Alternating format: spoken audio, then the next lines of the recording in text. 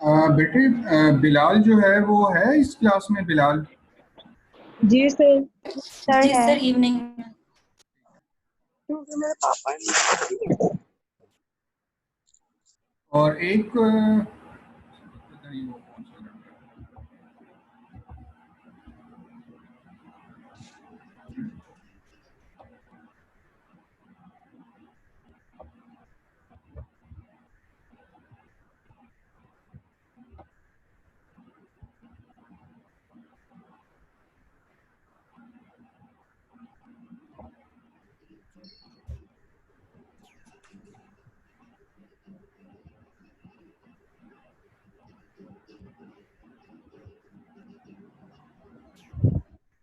Particle must have collided with the frontal having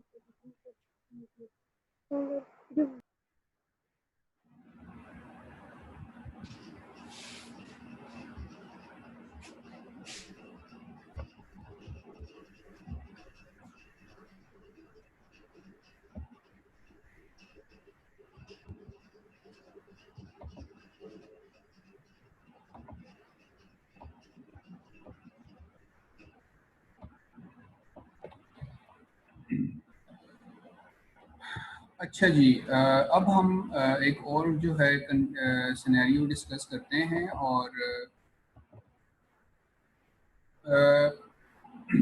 हमारे पास एक patient है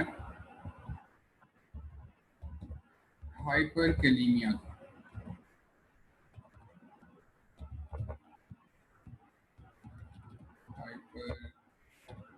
हाइपरकैलीमिया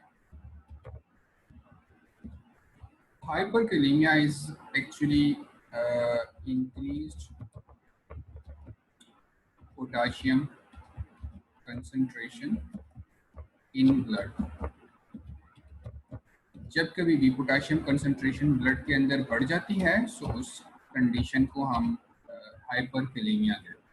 ठीक है, hyperkalaemia is increase potassium concentration in blood. चलें, हम इसको डिस्कस करने से पहले मैं आप लोगों से एक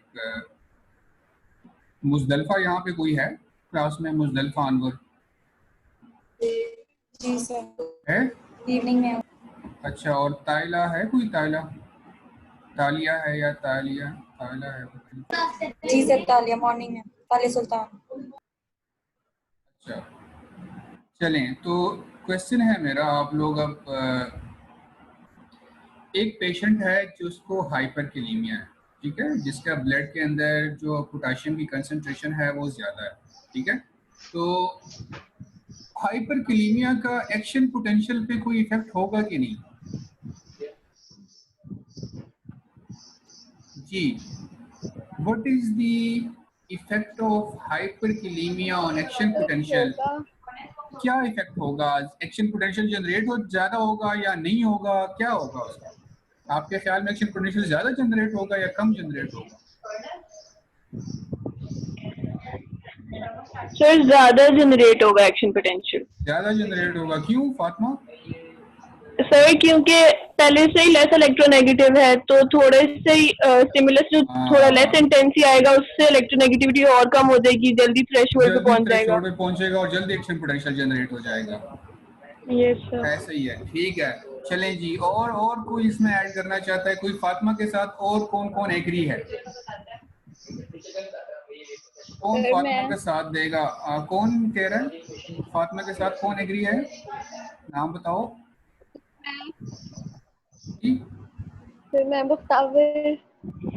अच्छा, बख्तावर भी एग्री है, फातिमा के साथ दे रही है कि फातिमा जो कह रही है वो बिल्कुल सही कह रही है जी। और फातिमा के साथ कौन जो है उसका साथ देगा?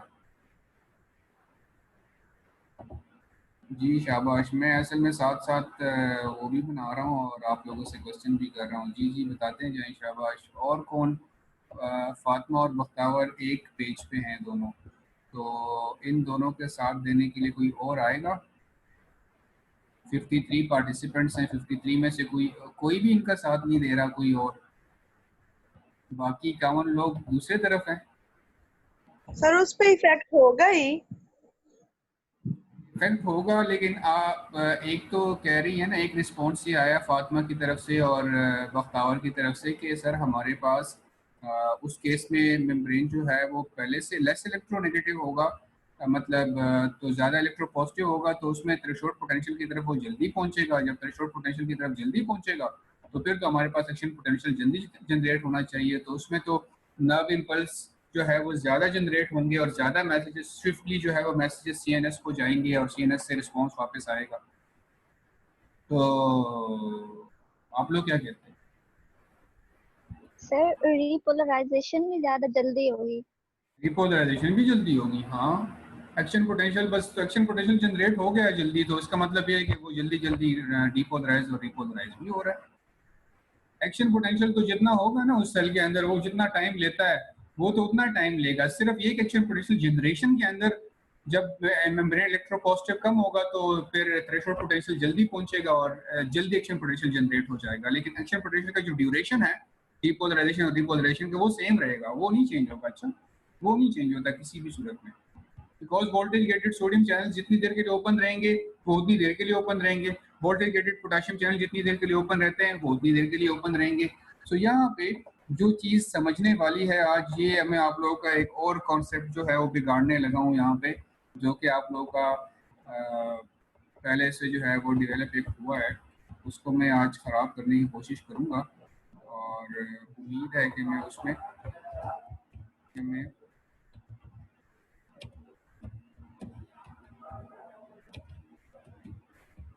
मैं इसको अभी आपको बताता हूँ, ठीक है। चलें जी, हमारे पास देखें, हमारे पास मेम्ब्रेन पोटेंशियल जो है, resting membrane potential, for example suppose करें इसे ही सेल है, इसका -70 मिली वोल्ट था, ठीक है, और इसका जो थ्रेशोल्ड पोटेंशियल है वो है -60 मिली वोल्ट, तो मैं यहाँ पे लिख देता हूँ। चल, अब अगर तो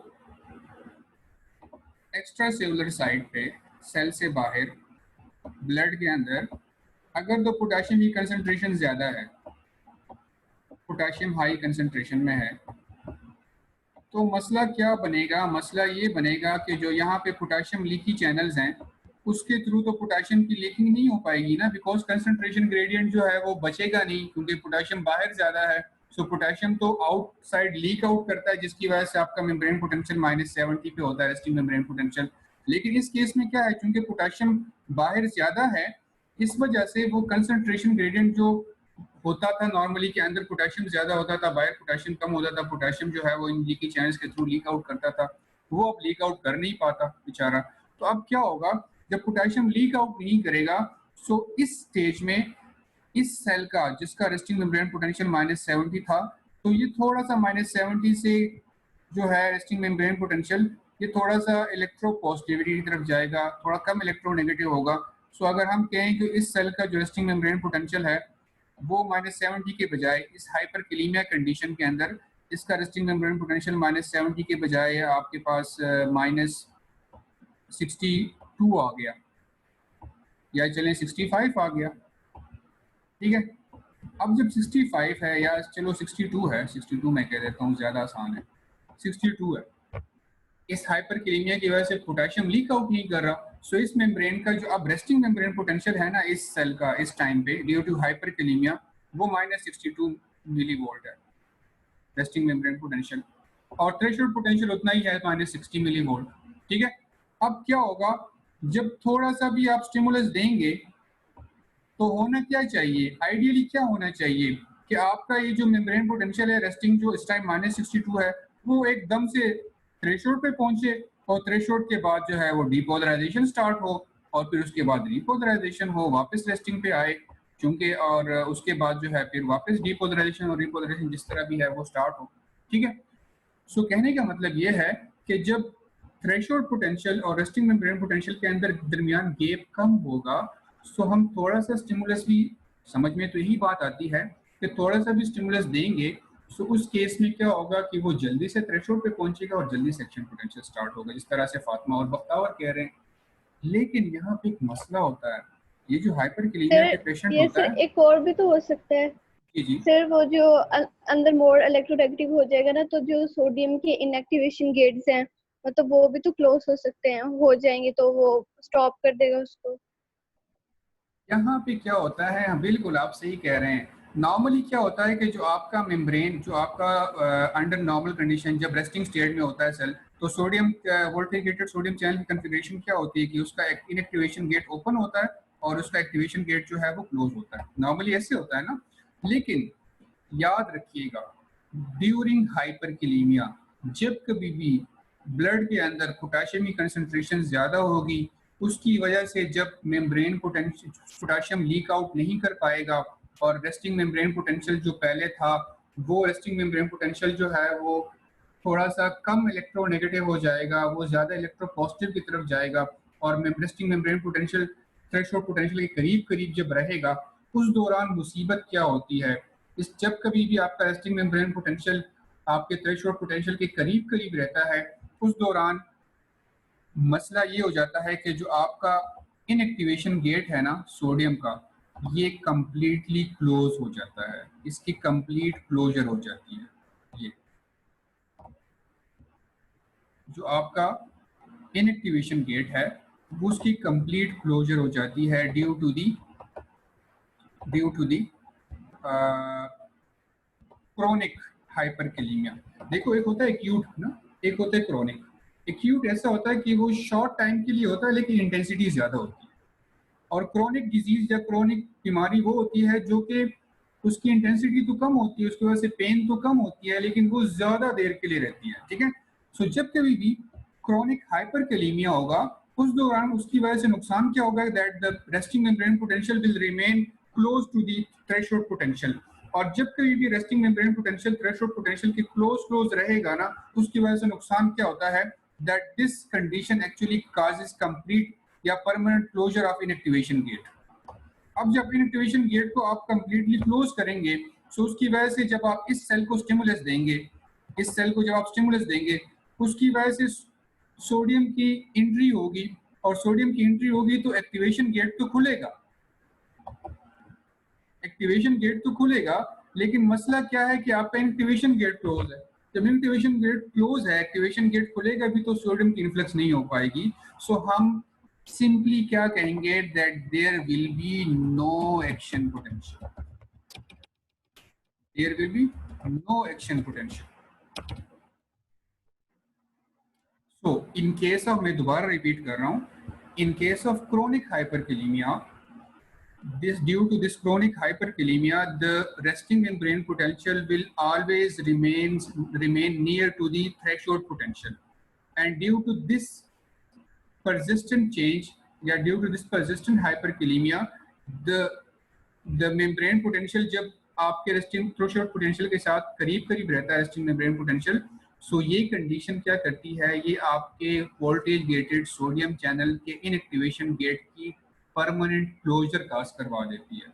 जब उसकी क्लोजर काज हो जाती है तो फिर उसके बाद आप जो मर्जी स्टिमुलस दें, यहाँ पे सोडियम की इन्फ्लक्स होगी। जब आप स्टिमुलस देंगे, mechanically operated sodium channels open होंगे, सोडियम की इन्फ्लक्स होगी। उस इन्फ्लक्स की वजह से क्या होगा, मेम्ब्रेन जो है वो इलेक्ट्रोपॉजिटिव तो होगा, वो थ्रेशोल्ड तक तो जाएगा। उस थ्रेशोल्ड पे जाने के बाद वोल्टेज गेटेड सोडियम चैनल्स जो एक्टिवेट होने थे, उस एक्टिव गेट जो क्लोज होता है, वो एक्टिव गेट ओपन तो हो जाएगा, लेकिन चूंकि आपका एक्टिवेशन गेट कंप्लीटली क्लोज है इस हाइपरकैलेमिया की वजह से, तो सोडियम की इन्फ्लक्स नहीं हो पाएगी, सो एक्शन पोटेंशियल जनरेट नहीं हो पाएगा। सो हम कहेंगे कि पैरालिसिस हो जाती है। ठीक है। तो जब कभी भी हाइपरकैलेमिया होता है, सो उस दौरान आपका एक्शन पोटेंशियल नहीं जनरेट होता। जब एक्शन पोटेंशियल जनरेट नहीं होगा तो नर्व इम्पल्स मूव नहीं करेगा। जब नर्व इम्पल्स मूव नहीं का ब्रेन करेगा तो ब्रेन को मैसेज नहीं जाएगा। जब ब्रेन को मैसेज नहीं जाएगा, वहां से मोटर रिस्पॉन्स नहीं आ सकता। सो एक तरह से वो पर्टिकुलर पॉइंट, वो पर्टिकुलर जो सिचुएशन में जो है वो पैरालिसिस काज हो जाती है, उस पेशेंट के अंदर जो है वो पैरालिसिस हो जाती है। सो दैट पैरालिसिस, उसकी एक रीजन हमारे पास हाइपरकैलेमिया भी है। ठीक है जी, आपको क्लियर हो गया बेटे, इस पार्ट की समझ आ गई, that how hyperkalaemia actually causes causes no action potential, या हाउ हाइपरकैलेमिया की वजह से क्यों एक्शन पोटेंशियल जनरेट नहीं होता। समझ आ गई आपको बेटे? Yes sir. Clear sir? So इसको आप एक दफा पढ़ लीजिएगा। इसको हम कहते हैं, इस पॉइंट को इसको कहते हैं जब मेम्ब्रेन पोटेंशियल ये इस हाइपरकैलेमिया की वजह से जब रेस्टिंग मेम्ब्रेन पोटेंशियल आपका इलेक्ट्रोनेगेटिव हो जाता है और वो हर टाइम इस थ्रेशोल्ड पोटेंशियल के करीब करीब रहता है, इसको हम कहते हैं फिनोमिनन ऑफ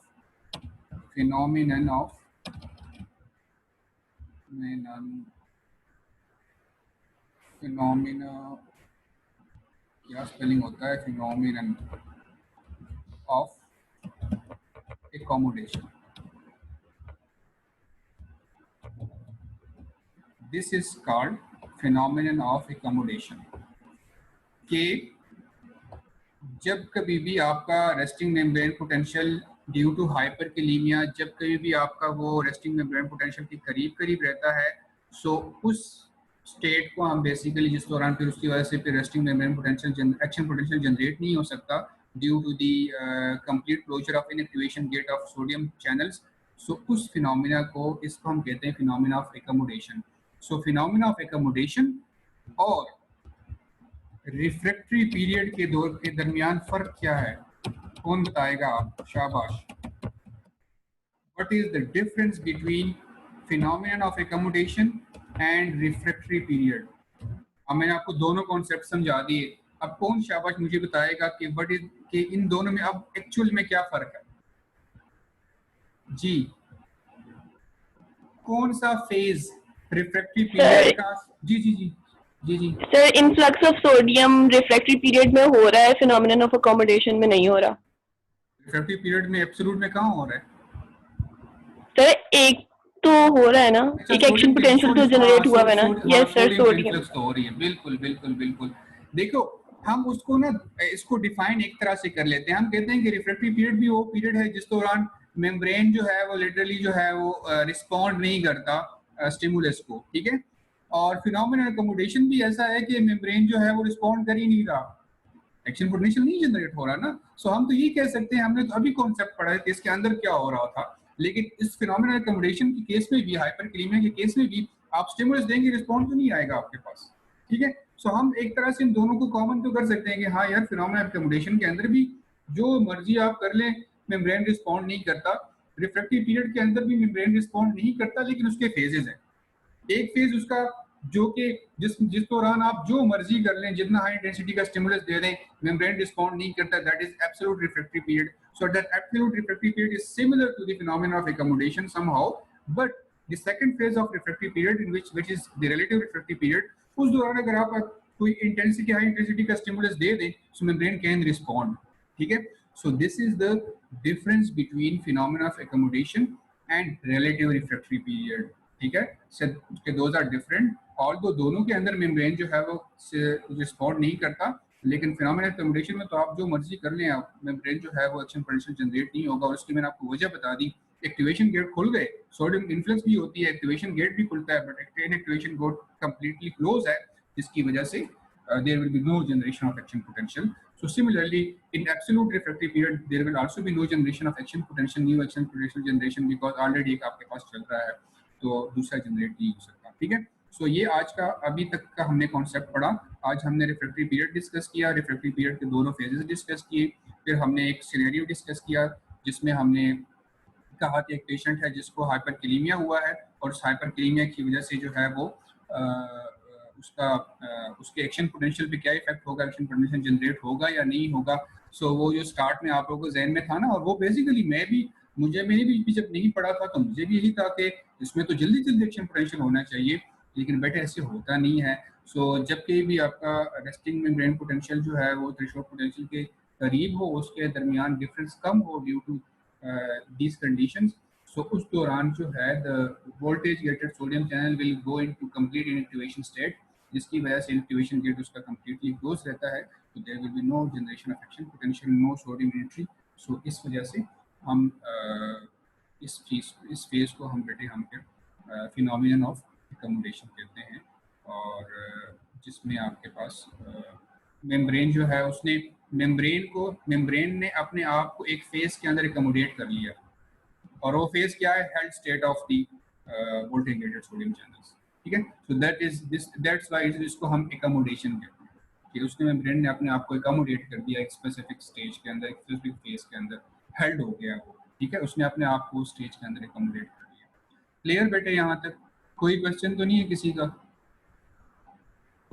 सर एक क्वेश्चन है जी जी बेटे, जी बेटे। सर, ये फिनोमिनन ऑफ अकोमोडेशन में सोडियम की कंसंट्रेशन कोई रोल प्ले नहीं करेगी?